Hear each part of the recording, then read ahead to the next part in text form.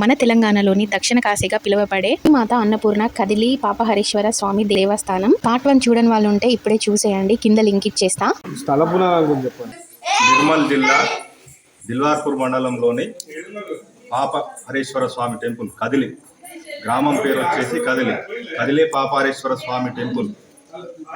కదిలే అని ఎందుకు వచ్చిందంటే ప్రతి శివరాత్రికి ఒకసారి లింగం కదులుతుందనే ప్రసిద్ధి ఉంది ఇక్కడ.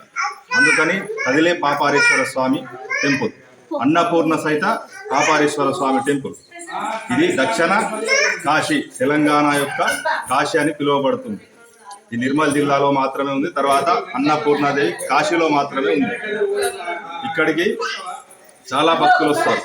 నిజామాబాద్, ఖమ్మం, వరంగల్, కరీంనగర్ ఎక్కడెక్కడి నుంచో కూడా వస్తారు భక్తులు.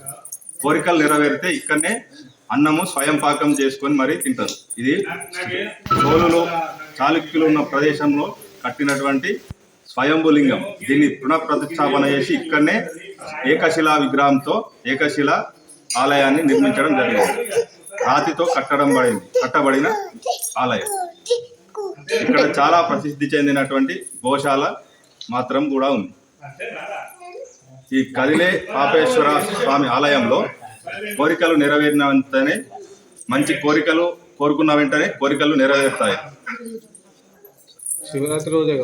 శివరాత్రి రోజు జాతర, వారం రోజులు జాతర జరుగుతుంది. ఒకరోజు గణపతి హోమము, రెండవ రోజు కళ్యాణం, స్వామివారి కళ్యాణము, మూడవ రోజు అన్నదానము, భజన కార్యక్రమాలు, తదితర సౌకర్యాలు అన్ని కూడా ఉంటాయి. భోజనం, నిత్య భోజనం. అదే కాకుండా శ్రావణ మాసంలో 24 hours గుడి తెరవబడి ఉంటుంది. కార్తీక మాసంలో కూడా చాలా మంది దర్శనార్థం ఇక్కడికి రావడం జరుగుతుంది. కోరికలు నెరవేర్చిన తర్వాత మొక్కులు తీర్చుకోవడానికి చాలా మంది భక్తులు దేశాల నుండి రావడం జరుగుతుంది.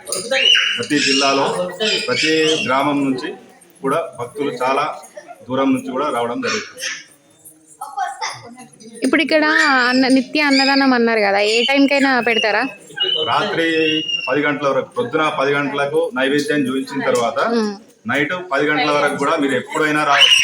నిత్యాన్నదానం కూడా ఉంటుంది. అన్నపూర్ణ ఉంది కాబట్టి నిత్యాన్నదానం జరగబడుతుంది.